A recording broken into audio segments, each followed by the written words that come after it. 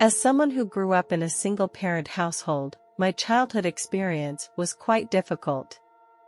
My parents were not happily married and they often argued over trivial matters. My father was a short-tempered man who often lost his temper without any reason. I would often feel very scared because I didn't know when he would explode. Later, my father seriously injured someone in a confrontation, which led to him being put in jail. My mother chose to leave my father, but for me, the decision was not easy. It was a very big blow to me. I also couldn't understand why my father would act that way, and it left me frustrated and confused. All of this had a profound effect on my perception of marriage. I have a lot of fear and anxiety about marriage. I didn't want to repeat the pain my parents had experienced, and I didn't want to sacrifice my happiness for a relationship. I had my first boyfriend while in college. At first I was reluctant towards him, but his sincerity and persistence eventually impressed me. We went through a lot during this time and our relationship became stronger. I love my boyfriend very much, which is something I have never felt before. He is a very considerate person. We have a lot in common, we like the same things, and have similar ideas. I envision a future where I hope we can spend our lives together. I believe our relationship can stand the test of time because it is based on sincerity and mutual understanding.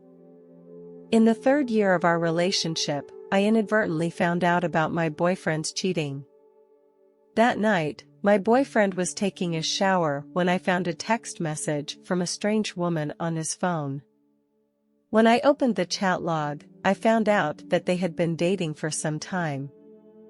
This fact broke my heart and I felt like my world had caved in. I was so shocked and disappointed that I couldn't imagine why he would cheat on me. I wanted to find him and set the record straight. I wanted to know why he would do such a thing. When I told him about it, he acted calmly, as if he didn't feel guilty. Finally, he proposed a breakup. When he told me about this decision, I felt my heart twist in pain. I wanted to end it all, because I couldn't trust him anymore and couldn't stand the hurt he had caused me. The more I thought about it after my boyfriend left, the sadder I got. I wanted to end it all. I took a box of cephalexin, and then I drank half a bottle of rum. At that time, I was very depressed and my whole being was in an unstable state. I was constantly crying and throwing tantrums, and my mom noticed my unusual mood when she got off work. Mom was so nervous that she immediately called the emergency number. She then laid me down on the bed and tried to stabilize my mood and breathing. A short time later, I was rushed to the hospital. Before I arrived at the hospital, I was completely unconscious. When I opened my eyes, I found myself lying in a hospital bed surrounded by the glow of fluorescent lights. I saw a doctor dressed in white. He was intently looking at the information on top of the computer. I looked to my right and saw my body. I was surprised to find that my body was no longer that of a healthy young man. My skin was so pale that it was very difficult to breathe normally. I felt like a lifeless, empty shell of my body. At this time, I felt a deep sense of fear and helplessness, not knowing whether I would be able to recover from this state. Suddenly, I appeared in a darkness. I felt my soul being pulled by an invisible force that seemed to be taking me in a certain direction. I couldn't see anything around me, only a pitch-black nothingness. As I was pulled forward, I began to feel an endless sense of fear and oppression. My heart was filled with a sense of foreboding, as if I was about to face something terrible. A huge door appeared in front of me. The door was inlaid with fiery red gems and emitted strong energy fluctuations. By the door stood two tall dark creatures with wings and sharp claws. their eyes revealing an evil aura. The door slowly opened, and the moment I walked through it, I saw a sight that completely broke me. I had arrived at a place of unparalleled horror. This was hell. All around me was a sea of fire, and the air smelled foul and burnt. Everywhere were those dark creatures, with cruelty and evil glinting in their eyes. I felt my soul was firmly bound in chains, unable to move freely. I screamed in pain, but the creatures around me didn't seem to care about my presence. They went about their business. I collapsed helplessly to the ground, my screams fading into this hell as if it would never end. My fear gradually turned into despair, feeling trapped in this dark place from which I could no longer escape. I tried to find a way out, but no matter where I went, I felt like I was always in the same place.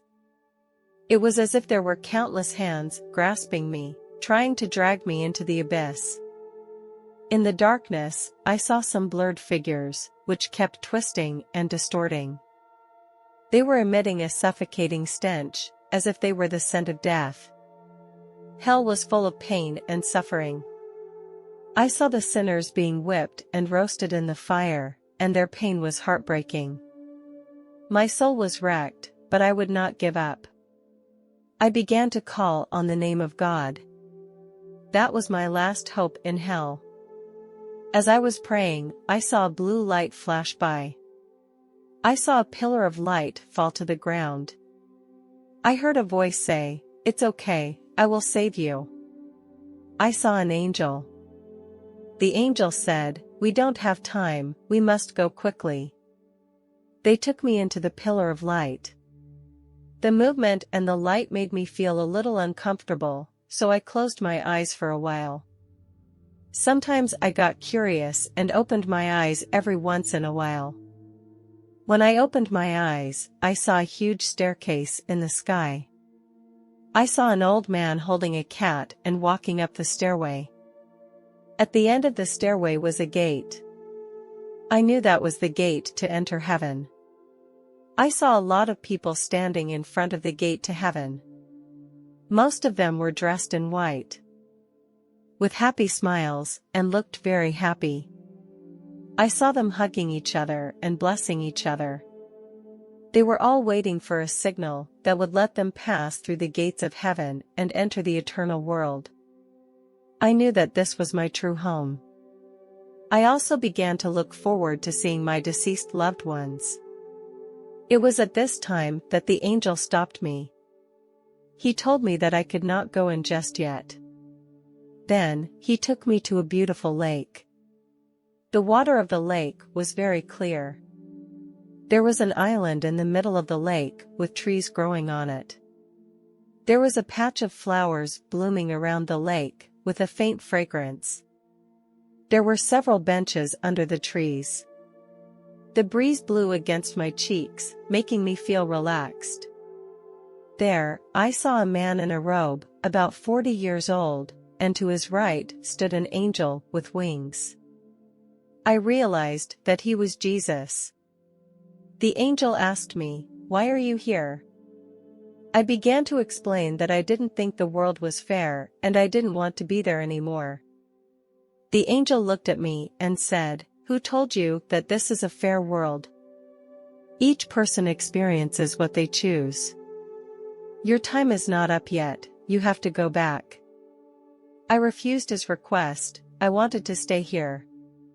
Jesus looked at me, his eyes were full of love and tenderness, as if he could penetrate the depths of my heart. He said, "I know how you feel, I understand your pain and anguish. But you cannot stay here.